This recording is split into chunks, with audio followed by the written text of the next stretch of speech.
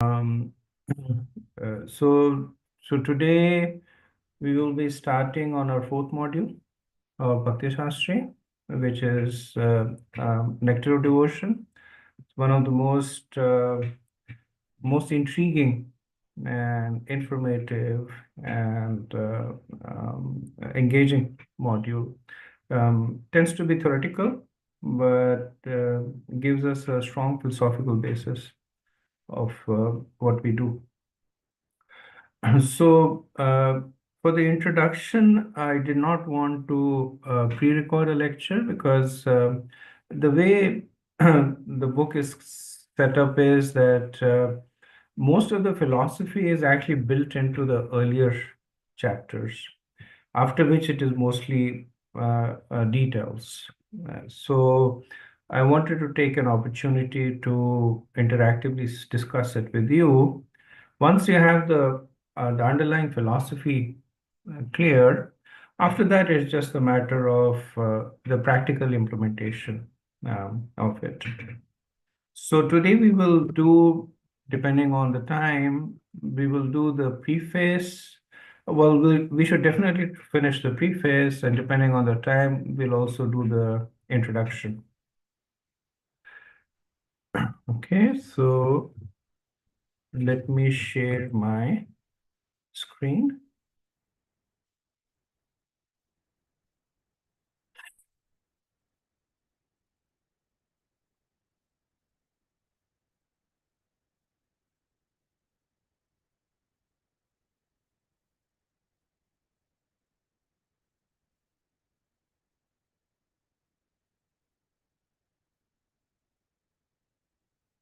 Okay, so The Nectar of Devotion, as you can see, this is the famous book published by BBT and written by His Divine Grace, A.C. Bhakti Siddhant Saraswati Thakur, A.C. Bhaktivedanta Swami Prabhupada Prabhupada. And Prabhupada titles it as The Complete Science of Bhakti Yoga, following the footsteps of the original book. So the original book is written by Srila Rupa Goswami, and its title is Bhakti Rasamrita Sindhu.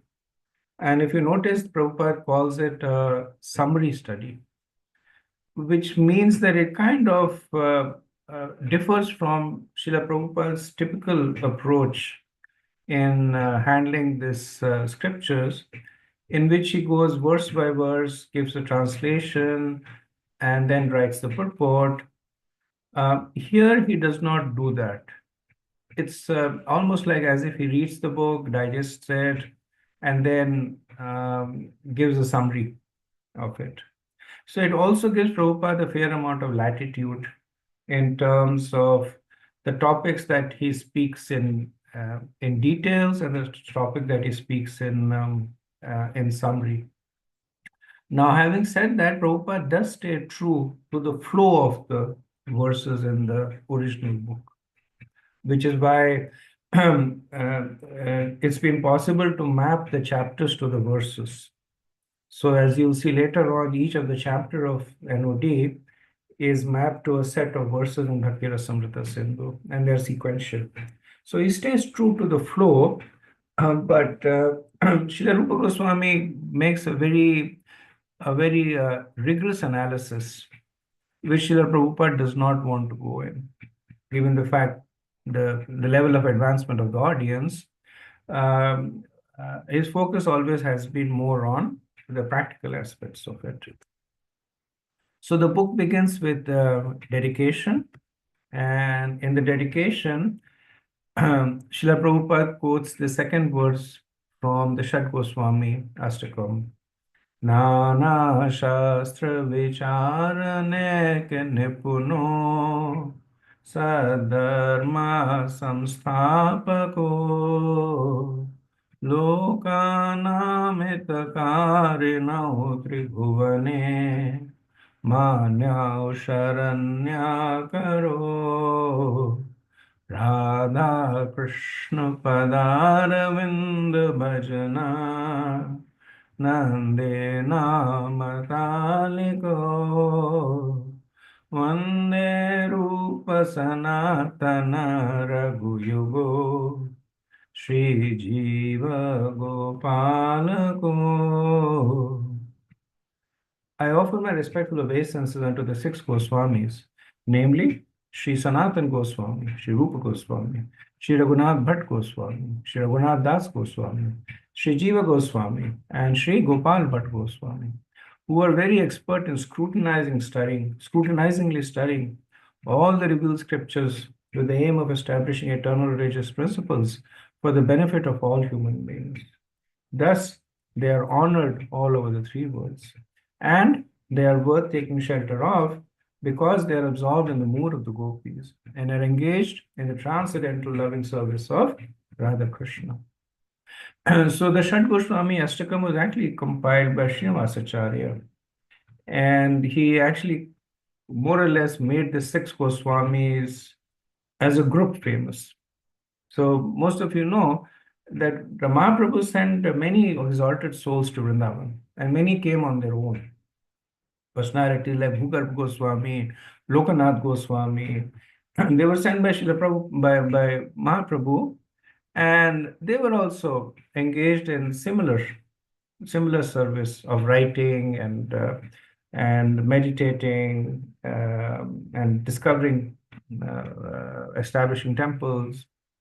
Srinivas Acharya, again, being an empowered devotee and for the reasons best known to him, he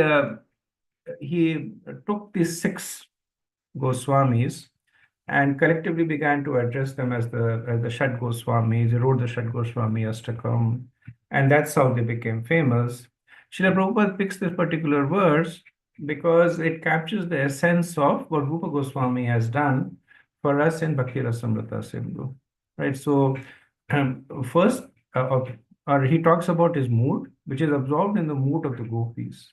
Right? So, very, very exalted devotee. Especially, gopis are unique because they're absorbed in the mood of rasa.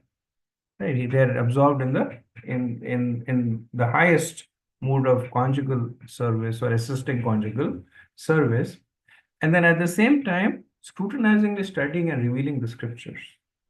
And so they bridge this gap of a very exalted emotional state of devotion to the stage of study of scripture, which is considered to be preliminary or fundamental. And that is what nectar devotion does. It talks all the way from practicing devotion, from sadhana vedi bhakti to prema bhakti. Right? So prema bhakti is what the mood of the gopis is. Sadhana vedi bhakti is the mood of practicing devotees like us. And it covers the entire spectrum, and Rupa Goswami does it expertly. Okay. Now we come to the preface. So structurally, the preface is divided into two parts. Srila Prabhupada talks about the history of the nectar of devotion. He talks about Rupa Goswami's position. And then he talks about the 6 points as the purpose of the NoD. Now, while reading the preface, you would probably not have seen Prabhupada talking about his 1 through 6, but these have been extracted by the other teachers of Bhakti Shastri, specifically Dhanodhar Swami. And once you get these points, you should reread it again, and you will see how Prabhupada is essentially expanding upon these 6 points. So we'll cover these 3 things. We'll cover Rupa Goswami's position, the history of NoD, and the 6 purposes of the nectar of devotion. So Rupa Goswami was considered as the chief of the 6 Goswamis, who were direct disciples of Mahaprabhu. Now again, direct disciples, Mahaprabhu did not initiate anybody. So these are all disciples who surrendered to the instructions of Mahaprabhu, who made Mahaprabhu's instructions their life and soul, and therefore they're considered disciples. And of these 6, Rupa Goswami is considered to be the chief. So testimony to the position of Rupa Goswami, Srila Prabhupada has two of Rupa Goswami's books in the study of Bhakti Shastri. So he has Nectar of Devotion and Nectar of Instruction, Bhakti Rasamrita Sindhu and Updeshamrita. The two of the books written by Rupa Goswami are there in the Bhakti Shastri. And when you compare the other two books that Prabhupada has put, which is Bhagavad Gita and Upanishad, then you get a further understanding of the importance that Prabhupada gives to the writings of Rupa Goswami. So as you know that Rupa Goswami, Sanatana Goswami and Jiva Goswami are all three related. Rupa Goswami and Sanatana Goswami are brothers, Rupa being the younger brother of Sanatana, and Jiva Goswami was their nephew. So they had a third brother, Anupam, and his son was Jiva Goswami.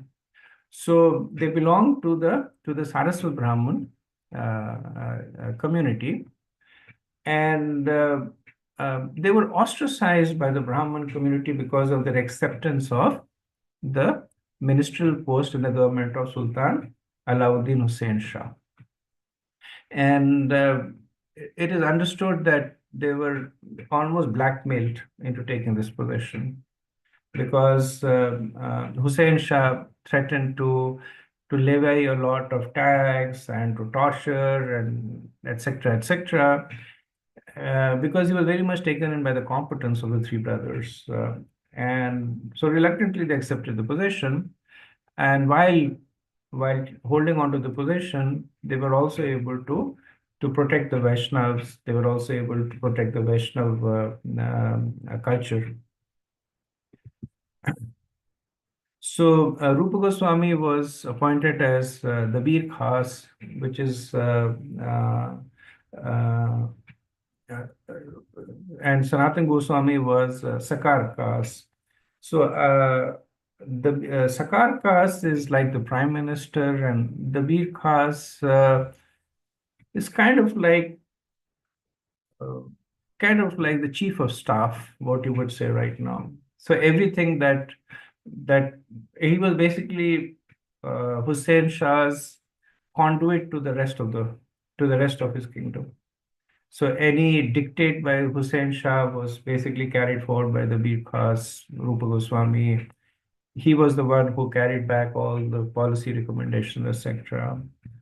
So both of them had very, very exalted and powerful positions in the ministry. And Anupam Goswami, my understanding, was the treasurer of in the ministry. So when they heard about Chaitanya Mahaprabhu, then both of them developed a strong desire to surrender. All three of them actually desired to surrender to Mahaprabhu. And there is also, in Chaitanya Charitamrita explained how they were initially anxious to surrender right away. Mahaprabhu asked them to wait. And then there's this very intriguing pastime of how they initially pretended to fall sick, and they were imprisoned by Hussain Shah, and Rupa Goswami managed to escape, and Sanatana Goswami, he bribed the guards, and after a lot of endeavor and intrigue, finally they were united with Mahaprabhu. So in Chaitanya Charitamrita Madhya Leela 19.121, the position of Rupa Goswami is summarized by Krishnadas Kaviraj Goswami.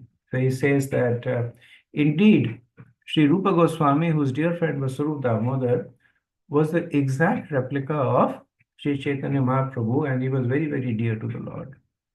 Being the embodiment of Chaitanya Mahaprabhu's ecstatic love, Rupa Goswami was naturally very beautiful. He very carefully followed the principles enunciated by the Lord, and he was a competent person to explain properly the pastimes of Lord Krishna. Sri Chaitanya Mahaprabhu expanded his mercy to Srila Rupa Goswami just so he could render service by writing transcendental literatures. Right? So here, Rupa Goswami is being glorified in various ways. A friend of Sarup Damodar. Sarup Damodar and Ramananda Roy are considered to be Lalita and Vishakha. So Rupa Goswami, being a Manjari, is called as a friend of Sarup Damodar, and very, very dear to the Lord, being an embodiment of Mahaprabhu's ecstatic love. Right. So Mahaprabhu essentially was the embodiment of Radharani's ecstatic love. So one can understand the exalted position of Rupa Goswami. So in the Nitya Leela of Krishna, he appears as Rupa Manjari. So the Manjari, as you know, are prepubescent young girls who assist the Sakhis in the service to Radha. So a little bit about the history of the nectar of devotion. So Mahaprabhu is the original speaker of the NoD, in the sense that he gave all the material that later on became the Bhakti Rasamrita Sindhu. He spoke on different occasions to Rupa Goswami. For 10 days, he spoke on the banks of Ganga in the Dashavamekh Ghat in Prayag. So when I was in Prayag a few weeks ago, one of my desires was to go to the Ghat, because that is still that place where this conversation happened is still there. There's a small temple over there, but the way the city was closed down, it was not possible. But this is where Mahaprabhu for 10 days he instructed Rupa Goswami on the science of bhakti. And Rupa Goswami, assimilating the instructions, he presented it in the Bhakti Rasamrita Sindhu. Then in 1970, Prabhupada, he summarized the book and gave it to us as the nectar of devotion. So as I noted, it is presented as a summary study, which gives Srila Prabhupada a fair amount of latitude in presenting this complex topic as something that we can digest. So when you speak to some of the earlier disciples of Prabhupada, they will attest to the fact that this release of the nectar of devotion was highly, highly anticipated by the devotees in ISKCON. And Prabhupada in Vrindavan, I forget the name of the temple, or maybe it was the Radha Damodar temple, but for 2 weeks or something like that, he sat there and he read and gave lectures on the nectar of devotion. And almost everybody who was a part of ISKCON at the time had attended either the entire or part of the session, and they all have very, very fond memories. It was almost like a life-changing event, hearing nectar of devotion from Srila Prabhupada in Vrindavan. Now, this theology of rasa is actually very, very ancient, right? So the original text is given in Samved, and Bharat Muni, based on that original text, he compiled the Natya Shastra. So based on that, there's a form of dancing known as Bharatnatyam, which was given by Bharat Muni based on the rasa theology in the Samved. So it's interesting to note that the original form of dancing was actually a way to express the emotions in bhakti, because it is so it is so much at an emotional level, and it's so expressive that the acharyas in the past, they actually selected dance as a way to express these bhakti emotions that appear in bhakti. Then in the 9th century, Abhinav Gupta, he wrote a commentary on Natya Shastra that became very famous. In the 14th century, Vishwanath Kaviraj, he took this material and gave Sahitya Darpan. And in the 15th century, Rupa Goswami, before he wrote the Bhakti Rasamrita Sindhu, he wrote the Natak Chandrika. So again, interesting to observe that how everything was essentially used as a way to either explain or express aspects of devotion. So Rupa Goswami was expert in using natak or plays to express various emotions or pastimes of the Lord. So Srila Prabhupada would also encourage his disciples. If you look into the Veda base, there are at least 30, 40 plays. Some of them were actually, the ideas were given by Srila Prabhupada, some by his disciples. And the plays were used as a way to express complex philosophy, also as a way also as a way to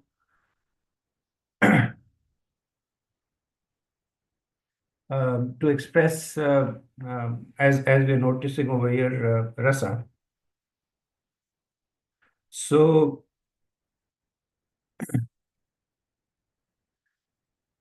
Chaitanya Mahaprabhu, he taught his disciples, including Rupa Goswami, Bhakti, Krishna, Prema, Bhav, Rasa, Leela, and Tattva. And based on this, Rupa Goswami, he writes the Bhakti Rasamrita Sindhu. So while I haven't read Natya Shastra, my understanding is that it is very mathematical in the expression of the mudras, in the expression of the eyes, etc.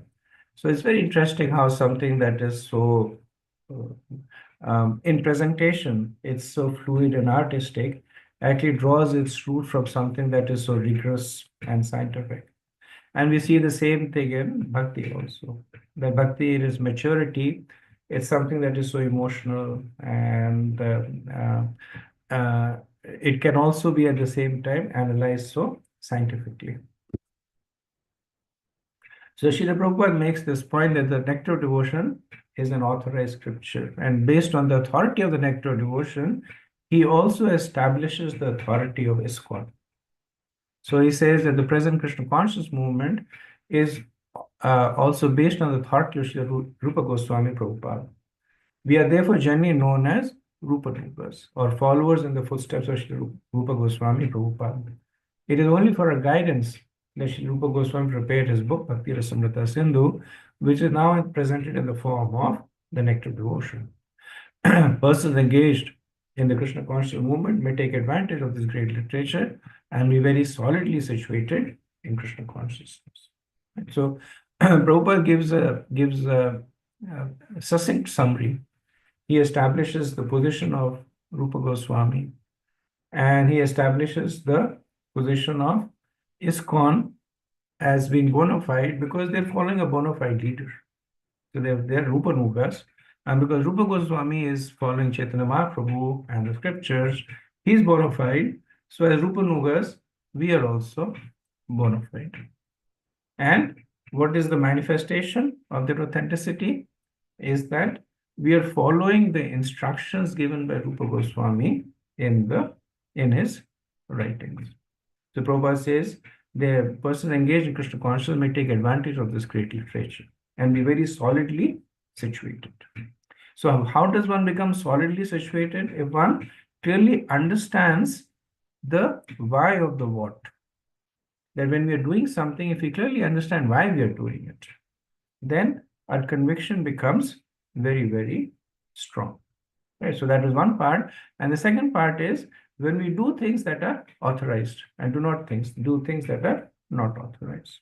Right? So, and the nectar devotion helps us in both these ways. So purpose of the nectar of devotion. So Bhakti Rasa is the primary subject of the book, and Srila Prabhupada introduces by commenting on the book's title, not on Bhakti Rasamrita Sindhu, but on nectar of devotion. So here is again the summation of the 6 purposes of nectar devotion. One is to make each one of us a Goswami, right? And we'll see this in NoI, where Goswami is one who is in control of the senses. So we become a Goswami by strictly following the principles of Bhakti. Then to explain Bhakti Rasa versus material Rasa. Right? As we'll see later on, rasa is described as enjoyment. So essentially to explain spiritual enjoyment with respect to material enjoyment. Then practical hints to live in a material world while practicing devotional service. Right? This is very, very important for practicing devotees. Then stimulate the original love in the 5 different rasas. This is as we get advanced, then we start stimulating our original love, which is currently covered by our material conditioning. Then science of perfectly loving all living entities. This is very interesting because Prabhupada says that the science of perfectly loving all living entities is the same as the science of loving Krishna. There is no difference between the two. So when we begin to love Krishna, we'll automatically begin to love all living entities. The opposite cannot happen. There are many people who practice different kinds of philanthropies, which is they're trying to love all living entities. But unless they love the cause of the living entity, that will not happen. And the final is nurture devotional life for practicing devotees. This essentially is the bulk of the book, which is how to practice devotional life, right? So what are the do's and the don'ts for bhakti? So let's look at the analysis of the title. So bhakti is translated to the desire to love, and love implies service, specifically to please the beloved. Okay, Prabhupada speaks very often about how love without service is lust. That if one is loving and essentially expecting personal gains out of it, essentially it is lust. Real love is when it is actually on a platform of service to please the loved one. So bhakti essentially connotes devotion or love, and devotional service is an eloquent definition of bhakti. So if you notice, Srila Prabhupada, he will always translate bhakti as devotional service. And now reading this in the NoD, we can understand why. Because without service, there is no bhakti. Right? So bhakti may be translated as devotion in other contexts, but the real complete definition of bhakti is devotional service. So we cannot be happy without satisfying the desire to love. Right? So this is an important point, that nobody can live without bhakti, because it is the intrinsic desire to love and be loved. So which means that bhakti is an intrinsic quality of the jiva. So it is universal. Everyone is eligible for it, and everybody hankers for it. Right? So this point is made very elaborately in the Chaturshloki of the Bhagavata, where it's noted that bhakti has to be universal, that it has to be independent of all considerations of birth, of sins, of piety, of time, any consideration that you can think of. Bhakti is independent of it. That is the only way that it becomes intrinsic to each and every living entity. So the nectar of devotion teaches us the science of loving everyone of the living entities perfectly by the easy method of loving Krishna. Right? So this is also the key for universal philanthropy. If you want to benefit everyone, then practice the science of bhakti. So rasa, Prabhupada says, is difficult to translate. Bhakti Siddhanta translates it to mellow, and then Srila Prabhupada follows in his footsteps. There's no actually English word that is very close to rasa. So from a descriptive perspective, if you compare the relationships to fruit, then rasa is the sweet, relishable taste of the fruit. So this is what attracts one to cultivate and taste the fruits. Right? So rasa is not really the juice of the fruit. Rasa is not really the taste of the food. It's all of that and something more. So when you relish mangoes, then it's a combination of many things that draws us to relish mango, the um, the experience, the the fulfilling of the hankering, the taste, the sweetness, the nourishment, all of that come together into attracting us to mango. So similarly, rasa is is is the composite of everything that attracts us to something. It's so it's what drives us. Prabhupada says what drives us to cultivate and taste the fruit.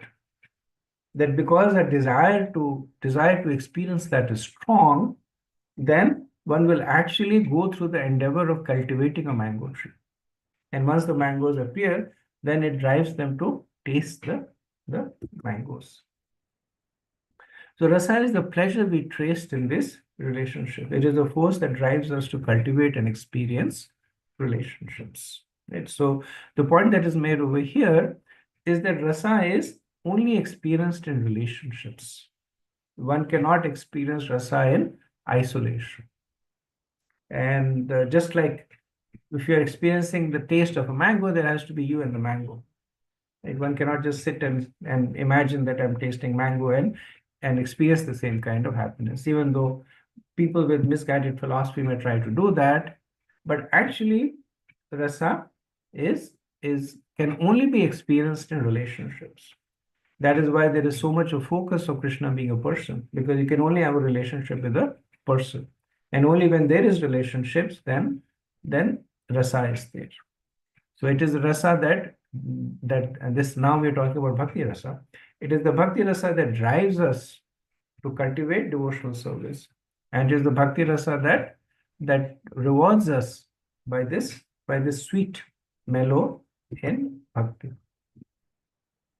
So for the sake of comparison, Prabhupada talks about two kinds of taste. There is the bhakti rasa and there is the vishaya rasa.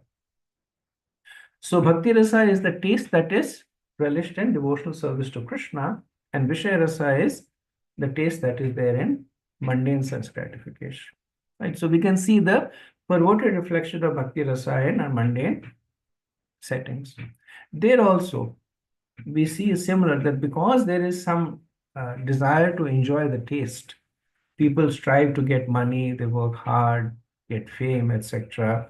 Um, if a person is living all by himself, if there was nobody around to experience or to appreciate the person's wealth, then why would a person work so hard to get wealth? Right? Or if the person was alone, why would the person work hard to get an exalted status? There's nobody to show you the exalted status. So even in the material world, it is this rasa that is driving us to to uh, uh, to do various material activities. So Prabhupada uses this as a technique to we are familiar with the Vishaya rasa, and he uses that to compare it and then bring forth the qualities of Bhakti rasa.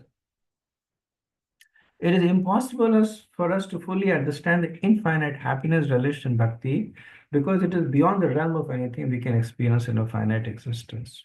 Srila Prabhupada, however, gives us a glimpse of bhakti rasa by contrasting it with some things that we are quite familiar with, which is Vishaya rasa or mundane rasa. So this is a comparison of the two done by Prabhupada. So the quality of Vishaya rasa is that it has bhoga tyag in it. That means it oscillates between enjoyment and renunciation. And the reason is that what we think is our source of enjoyment actually becomes the cause of our suffering. So Prabhupada would give this example that one may want a lot of puris, and you think that I'll be happy if I eat puris. First puri you might enjoy, the third you may enjoy a little less. By the 10th puri you have a stomach ache, and you basically are now tyag, no more puris for you. And so that's the nature of Vishaya rasa. That when you hanker for something, then You aspire to enjoy bhoga, and when you get it and you're disappointed with it, then there is the renunciation or the tyag. In Bhakti Rasa, there is eternity. So there is no oscillating between enjoyment and renunciation.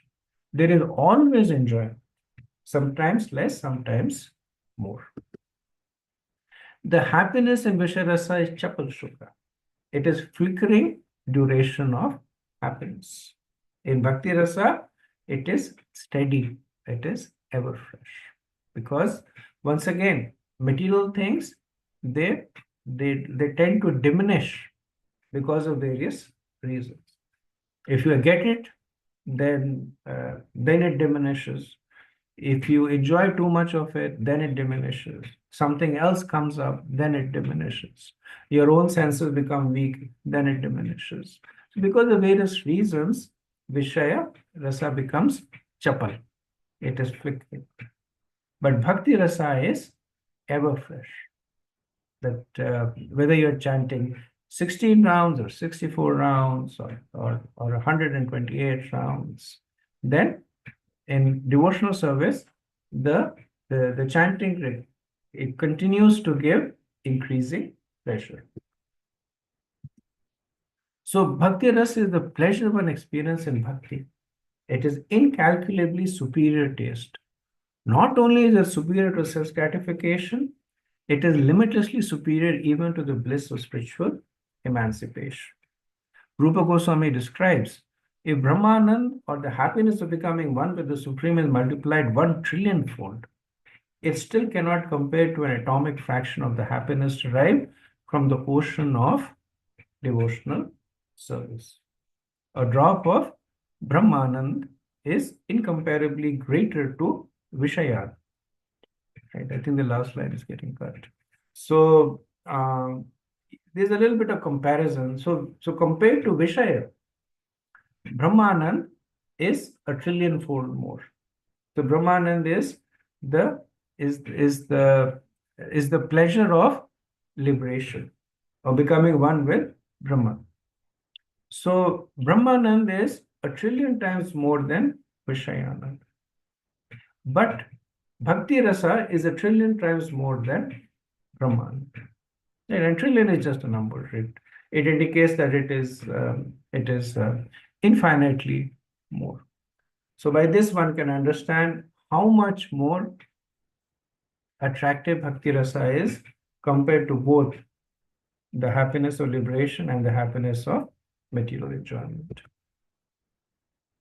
So that was an exposition on the word Bhakti. Next we come to Amrit. So Amrit is derived from which is not, and Mrityu, which is death. So Amrit essentially means deathless, or something that never ceases to exist. So Bhakti Rasa is the mellow relished in the transcendental loving service of the Lord, which does not finish with the end of life. It continues perpetually and is therefore called Amrit. That which does not die but exists eternally. So this is the unique characteristics of Bhakti. That the other happiness which are predicated on karma, they will cease to exist. When the karma has been expunged, then the reactions to the karma, whether it is enjoyment or suffering, also ceases. Not so for Bhakti. So Bhakti, it continues life after life. And the interesting thing to note over here is that when Bhakti is continuing, Bhakti Rasa is also continuing. So which is why there are some people that are born with a natural propensity to perform devotional service. They have a natural attraction because they have already tasted that rasa in the past. And they're naturally attracted to it. That taste never goes away. That rasa stays. And so for those of you who have preached or who have been preached to, you will recognize this, that some people, Prabhupada would say, are like wet wood. You keep lighting a match under them and they just produce a lot of smoke. And some are like dry wood. Just a little bit of match and poof, they are they're burning brightly. That is because of the fact that Bhakti Ras is Amrit, that it never ever ceases to exist. Now, another meaning of Amrit is nectar, which means that it is a tasty beverage which makes one deathless. Right? So, Bhakti Rasa is very, very relishable. We established that in the previous slides that there is no chapal sukh, there is nitya sukh. Right? That's the nature of Amrit, that it gives eternal pleasure. It gives deathlessness. Right? So ultimately, bhakti causes us to become, at least from a material perspective, deathless. It is sufficient to take one back to God. In fact, it is both necessary and sufficient to take one back to Godhead. Third word of the title is Sindhu. So Sindhu means ocean. An ocean is wide, almost infinite, without borders, and it encompasses everything. Right? So Sindhu refers to the infinite pleasure experienced in bhakti. So when we compare it to the few drops of pleasure that one gets through Vishaya or through Mukti, bhakti is like an ocean. The other quality of the ocean is that it is easily available to everyone always. And so bhakti is not exclusive like Gyan. Gyan is hidden and only exposed to the Gyanis. But bhakti, it is enormous, it is everywhere and easily available. Then the all-encompassing nature of bhakti. So our loving propensity expands just as a vibration of light or air expands, but we do not know where it ends. The nectar of devotion teaches us the science of loving everyone, of the living entities perfectly by the easy method of loving Krishna. Right? So bhakti is not just between the devotee and Krishna. Right? So this is an important technical aspect that we should understand, that when one says that I am a devotee of Krishna, then it does not mean that that is the limit of the bhakti. That is the anchor of the bhakti. But the nature of true bhakti is that through Krishna, it expands to everyone and everything. So putting it all together, Bhakti Rasamrita Sindhu is the ocean of eternal mellows of devotional service.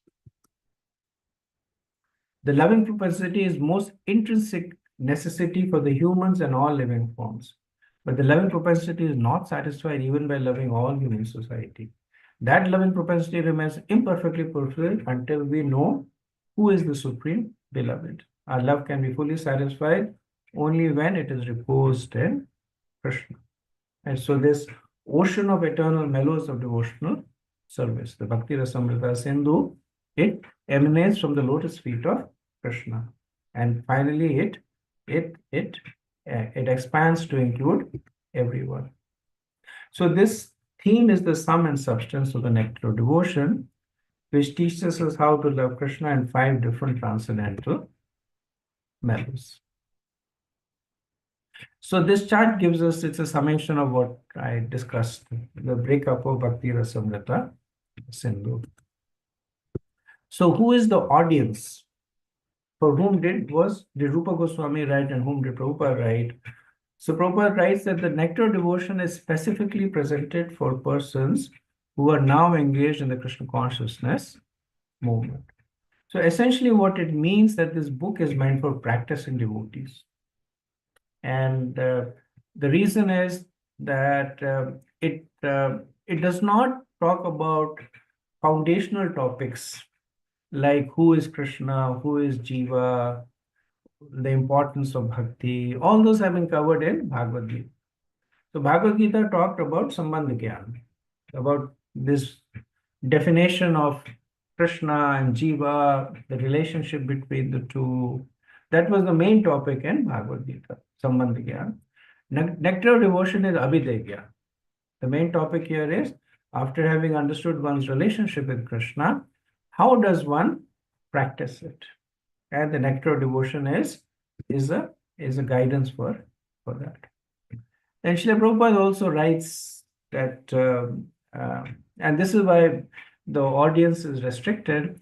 Srila Prabhupada writes that it is not presented to condemn in any way the materialistic life, but the attempts is given to inform religiousness, philosophers, and people in general how to love Krishna. One may live life without material discomposure, but at the same time, you should learn the art of loving Krishna. At the present moment, we are inventing so many ways to utilize the propensity to love. But factually, we're missing the real point. Krishna. We are watering all the parts of the tree, but missing the tree's root. We are trying to keep our body fit by all means, but we're neglecting to supply foodstuffs to the stomach. Missing Krishna means missing our one's self also. Real self-realization and realization of Krishna go together simultaneously. For example, seeing oneself in the morning means seeing the sunrise too. Without seeing the sunshine, one cannot see oneself. Similarly, unless one has realized Krishna, there is no question of self-realization. Right? So Prabhupada, in this,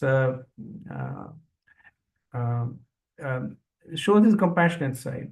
He says that this is not meant to condemn the materialistic way of life, but to educate them, to illuminate them. And he gives the reason why the materialistic way of life is destined for failure. And Prabhupada picks on some of the analogies that are given in the Bhagavatam, which is watering the trees and supplying to the stomach. The analogies that Prabhupada used himself very often. Basically, the point being that unless one's relationships, love, emotions are directed to everybody through Krishna or in the context of Krishna, they're destined for failure. And that is what the nectar devotion attempts to remediate.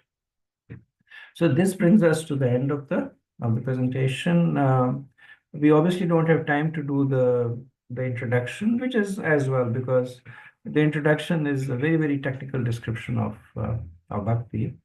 So we'll do that in our next discussion. I'll stop over here, and we have, I guess, about 10 minutes. So if you have any discussions. Yes, Prabhu, Chaitanya Ras, Prabhu. Hare Krishna Prabhu. This is a question more from the preaching standpoint. I mean, for us, we understand in many of the books, and especially in Bhakti Rasamrita Sindhu also, Prabhupada writes to be one with Krishna. So people mistake it to be merging into Krishna. So how do we explain the concept of it's to be one with Krishna is to be with him as a separate entity serving Krishna with love rather than merging into Krishna like Shishupala or somebody.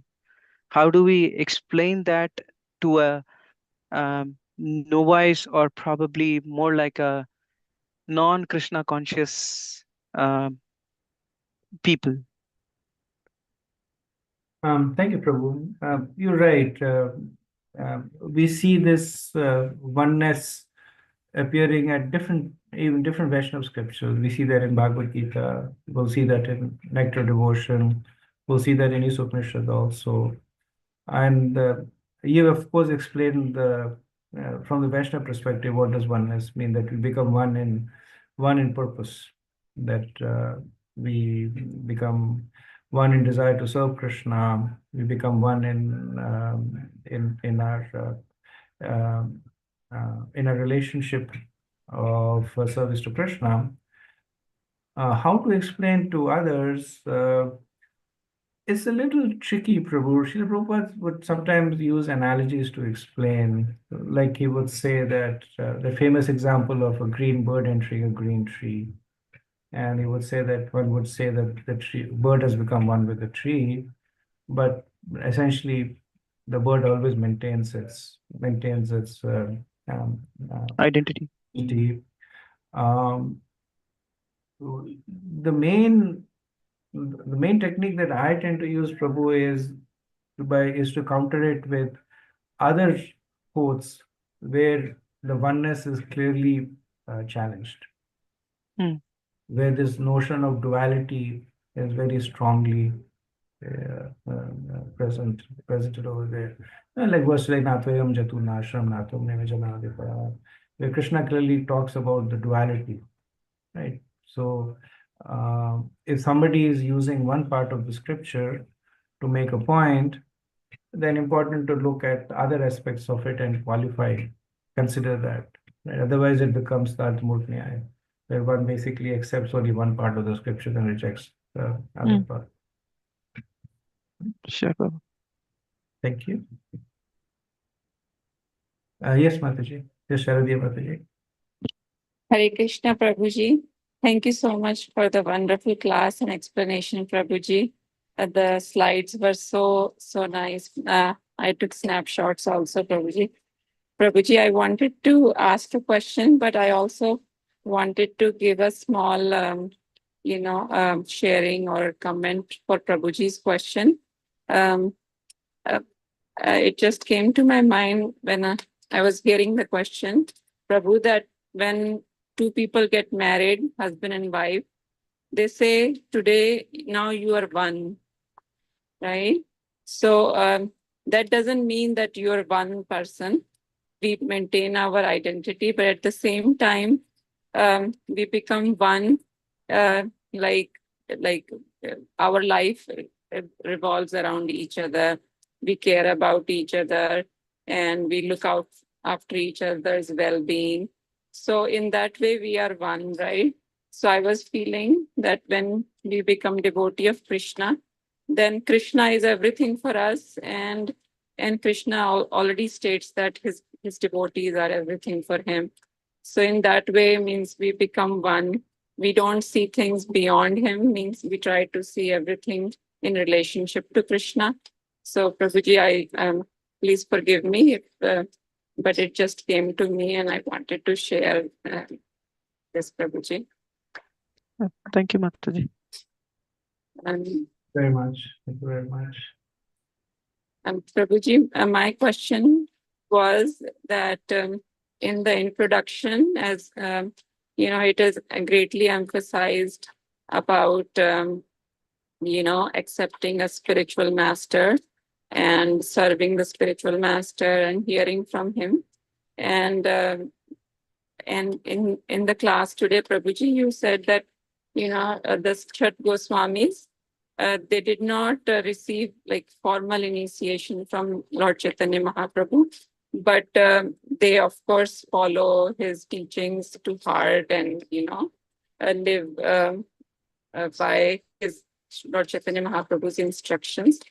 And when I was about to get initiation, before that, even my Guru Maharaj told me that it is a formality. Means it is important, but it's a formality, but mostly it is a relationship between like how much of hearing and following the instructions of your Guru Maharaj. Prabhuji, can you please explain in more clarity about why the formality is important, and also like how even without getting formal initiation, someone can accept a guru and serve a guru, Prabhuji.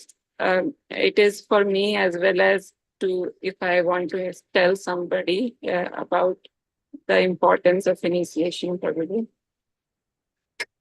Thank you, Mataji. Excellent question. The essence of a guru-disciple relationship is that the guru should instruct the disciple and the disciple should follow the instructions. So that's the essence of the relationship. If you look at the classical verse that Vidhi Pratipatena Pariprashnena Sevya, so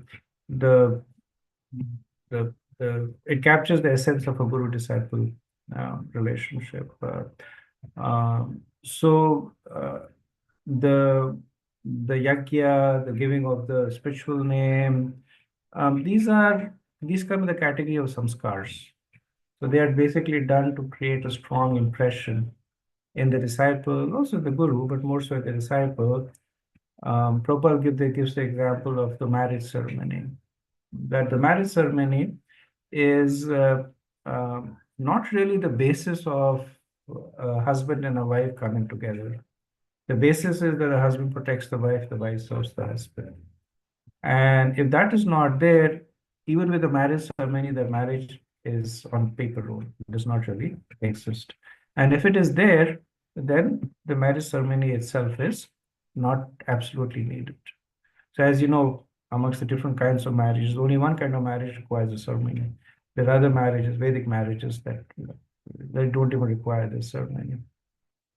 So we see that exemplified in this relationship between Mahaprabhu and the Goswamis, that the instructions of Mahaprabhu were the life and soul, right? And that is the essence of a guru-disciple relationship.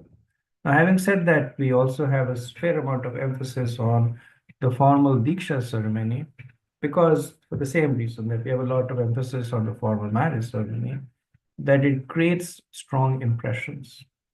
If one is sitting in front of the fire, reciting Brahma Samhita, promising to the Guru Maharaj that you'll be following the four regulative principles, chanting 16 rounds, getting a special name. So they create very strong impressions that help in the core purpose of the disciples' ability to follow the instructions of the special master. If you look at our disciplic succession, then it follows the Diksha Parampara up till Bhakti Siddhant, up till Gaur Kishore Das Babaji. Or actually, it will be Bhakti Siddhant Saraswati Thakur. Srila Prabhupada, our Guru Maharaj initiated by Prabhupada, Prabhupada initiated by Bhakti Siddhant Saraswati Thakur, Bhakti Siddhant Saraswati initiated by Gaur Kishore Das Babaji. If you go further up, then it is all following the line of Shiksha. That Gaur Kishore Das Babaji was not the initiated disciple of Bhakti Vinod Thakur. In fact, Gaur Kishore Das Babaji was the Vesh guru. He was the one who did the Babaji initiation of Bhakti Vinod Thakur.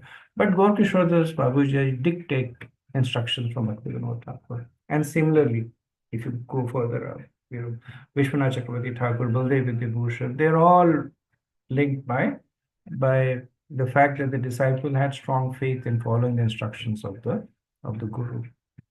Once a person asked Prabhupada that, the Prabhupada was very mercifully initiated many people, and a lot of them left the movement. Even when Prabhupada was there, and they asked Prabhupada that what about your disciples who are no longer in the movement? And Prabhupada said they were never my disciples.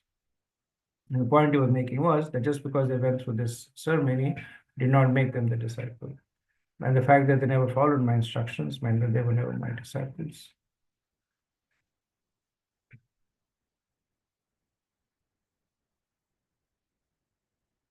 Okay, any other? Thank you so much, Prabhuji. Thank you, Mataji. Any other thoughts, comments? Rup Raghunath Prabhu? Hare Krishna Prabhuji, Danvat Pranam. Just one clarification question, Prabhuji. While you were explaining the title, you mentioned this as a ocean which is infinite, without borders, and meant for everyone, inclusive. But then you also mentioned that the target audience is the practicing devotees. So Prabhuji, can you elaborate on this a little bit more, whether it's inclusive or exclusive? Thank you, Prabhu. So the inclusiveness is about bhakti. Bhakti is infinite. It is available to anybody and everybody. This particular book, Bhakti Rasamrita Sindhu, is meant for devotees, because it already assumes it assumes sambandh. It assumes that the person has at least theoretical understanding of Krishna's position, their own position and relationship, and now they are in a position where they want to establish the relationship by practice. And so that's why Srila Prabhupada said it's meant for practicing devotees. Thank you, Prabhuji. Okay, yes, Prabhu, please go ahead. Hare Krishna Prabhu. Please accept my obeisances. Prabhu, I mean, with regards to the initiation ceremony, I just have a question. So, the initiated name that is there, like spiritual name, is that somewhere, anywhere linked to, like in the spiritual world, is that our name? Or No. We would like to think so, but it's a name that a Guru Maharaj gives to inspire us. I think these more esoteric aspects of Siddha Pranali or our existence in the spiritual world, they are fairly distant right now. And even if the Guru knows it, he will not reveal it at this point. So they're just ways for us to, why are these names given to us? So, I have a name Bhayaridas, which is there to remind me that I am a servant of Krishna. And when other persons address me, it is a way for them to also invoke Krishna's name and remind them about the same thing. That's the main reason. oh, okay, Prabhu, but is there like something associated to our, like, based on what are these names actually decided?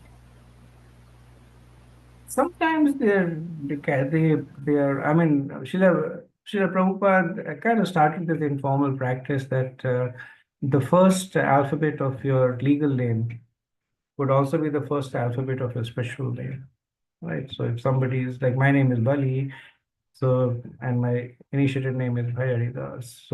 So even though he didn't follow it universally himself, but for most, there's one of the reasoning is that it kind of uses the first alphabet of your name. In some cases, I do see that the gurus they try to capture some quality of the disciple that they have observed. Somebody relishes kirtan, they get some name, Kirtanandas or something like that. Somebody is more into scriptures, something like that. But the prime reason to getting spiritual names is for the initiate himself to understand that they're related to Krishna or Radharani in the mode of service. And also, like we see, every time we say Krishna's name, we make spiritual advancements. So when we associate with devotees, we call them. Then the fact that they have a name of Krishna or his devotee helps us make spiritual advancements. Thank you so much, Prabhu.